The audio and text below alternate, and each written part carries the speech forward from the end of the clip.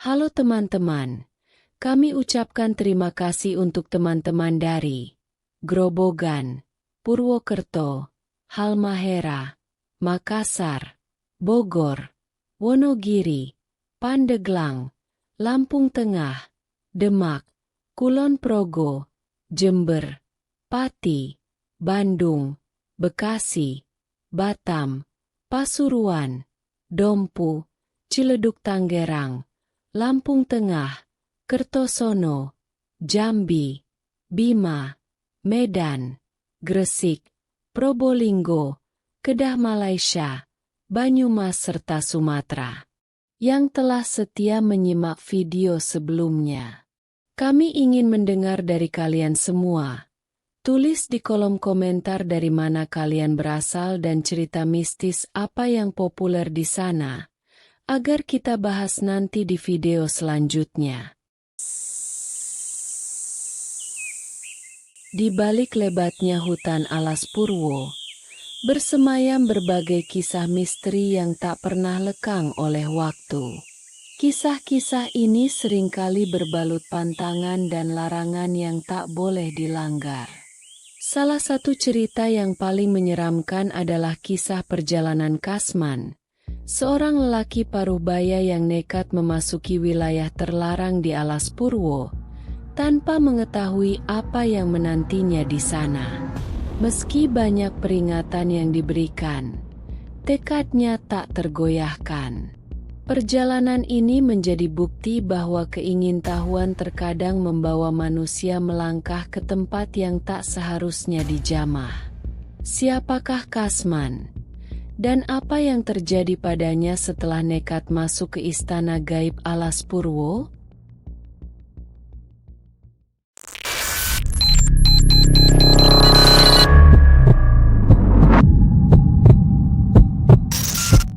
Kasman, seorang pria parubaya yang tinggal di sebuah desa kecil di Jawa, memutuskan untuk melakukan perjalanan menuju alas Purwo, salah satu hutan paling angker di Jawa Timur. Alas Purwo bukan hanya sekadar hutan biasa. Di tempat ini, sudah banyak orang yang hilang tanpa jejak atau pulang dalam keadaan tak waras. Namun, Kasman tetap teguh pada niatnya. Ia ingin mencari ketenangan batin, meskipun ia tahu risikonya. Bagi orang-orang di kampungnya, Kasman dikenal sedikit aneh. Ada yang bilang dia sakti, ada pula yang menganggapnya kurang waras. Kasman tak pernah peduli dengan anggapan itu. Perjalanan Kasman dimulai dengan menaiki bus menuju Banyuwangi. Setelah menempuh perjalanan panjang, suara klakson bus yang nyaring membangunkan Kasman dari tidurnya. Sesampainya di terminal, ia turun dengan perlahan, memastikan semua barang bawaannya sudah lengkap. Namun, begitu tiba di terminal yang cukup sepi, Kasman merasa kebingungan. Tak ada angkutan umum yang menuju alas Purwo. Seorang pria bernama Sardi yang kebetulan melihat Kasman tampak bingung, menghampirinya. Sardi adalah tukang ojek yang biasa mangkal di terminal tersebut. Setelah mendengar niat Kasman untuk pergi ke alas Purwo, Sardi terkejut.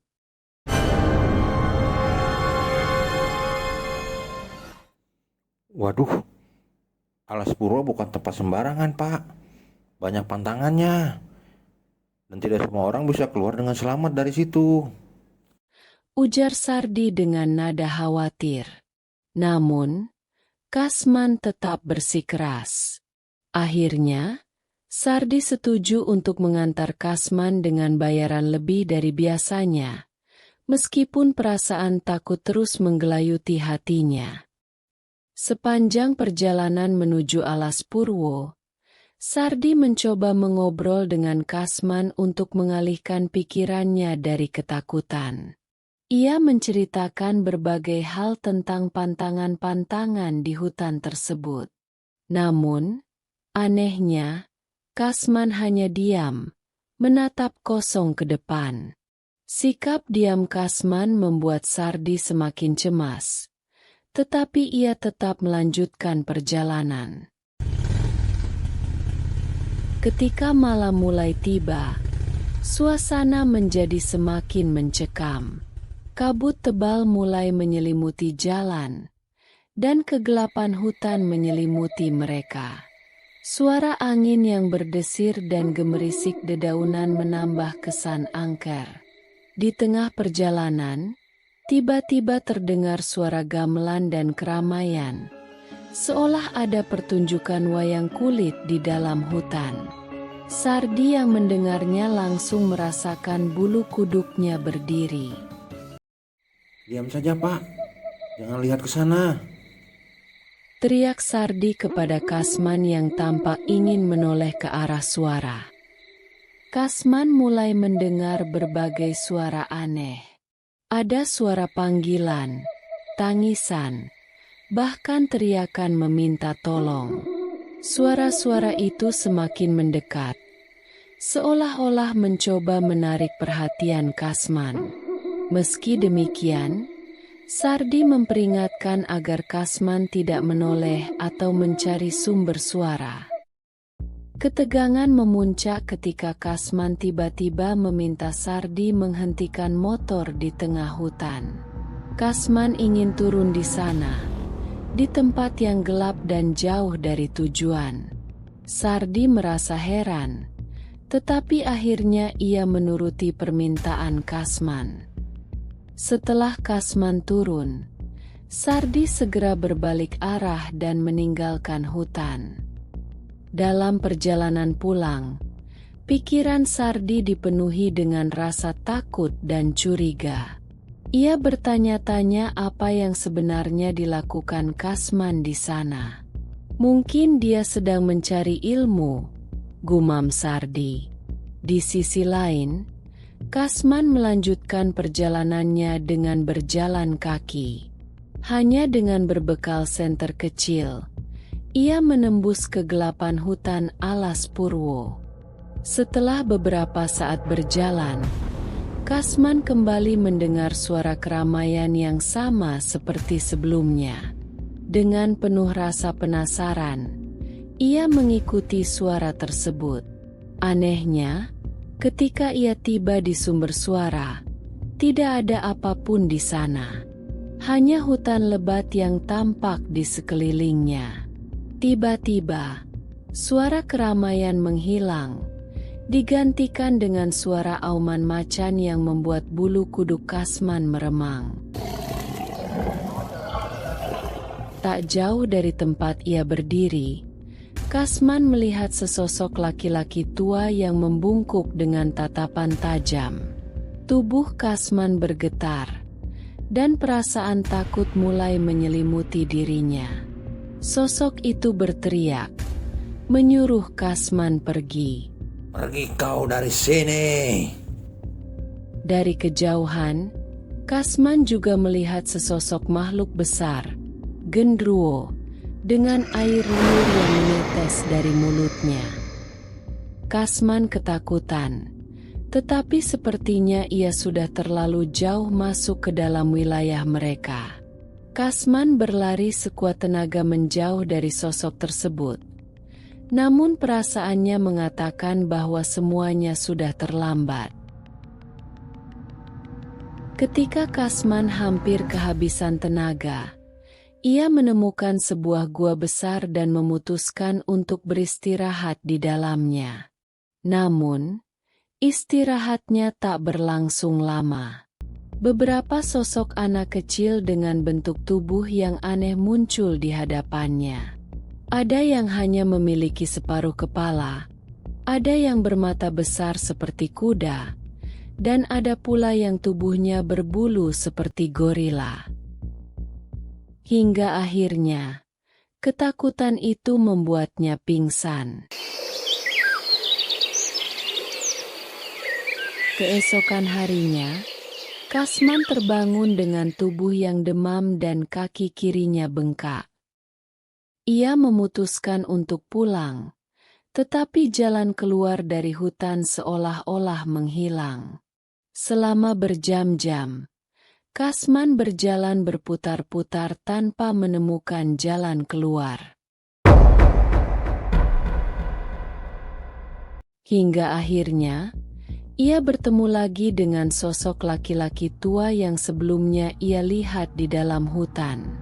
Kasman mencoba meminta bantuan, tetapi sosok itu hanya meninggalkannya begitu saja. Dengan kondisi yang semakin lemah, Kasman terus berjalan hingga tiba di sebuah bangunan candi besar yang dikelilingi oleh makhluk-makhluk halus yang menyeramkan. Ada manusia berkepala harimau, genderuwo, dan berbagai sosok lainnya. Di tengah ketakutannya, tiba-tiba Kasman merasa ada yang memeluknya dari belakang. Makhluk besar yang menjilati tubuhnya itu adalah genderuwo yang sama seperti sebelumnya. Kasman hampir kehilangan kesadarannya saat tiba-tiba ia diselamatkan oleh sosok perempuan tua yang misterius. Perempuan itu menuntunnya keluar dari hutan dan memberitahu bahwa ia belum siap untuk menghadapi apa yang ada di dalam alas Purwo.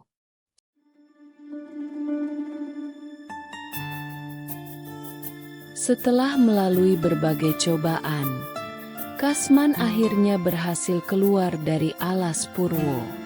Namun, ketika ia sampai di desanya, tubuhnya tampak kurus kering dan matanya tampak kosong. Warga desa mengatakan bahwa Kasman menjadi tidak waras setelah perjalanannya itu, dan beberapa bulan kemudian, Kasman dinyatakan hilang dari desa. Hingga hari ini, tidak ada yang tahu di mana Kasman berada. Kisah Kasman di alas Purwo menjadi pelajaran bahwa keingintahuan terhadap dunia gaib bisa membawa malapetaka jika tidak dilakukan dengan hati-hati. Alas Purwo bukanlah tempat yang bisa dijelajahi sembarangan. Apa yang dialami Kasman mungkin hanyalah sedikit dari banyak kisah misteri yang menyelimuti hutan angker tersebut. Terlepas dari semua itu, hutan alas Purwo tetap menjadi salah satu tempat yang menyimpan banyak misteri yang belum terpecahkan.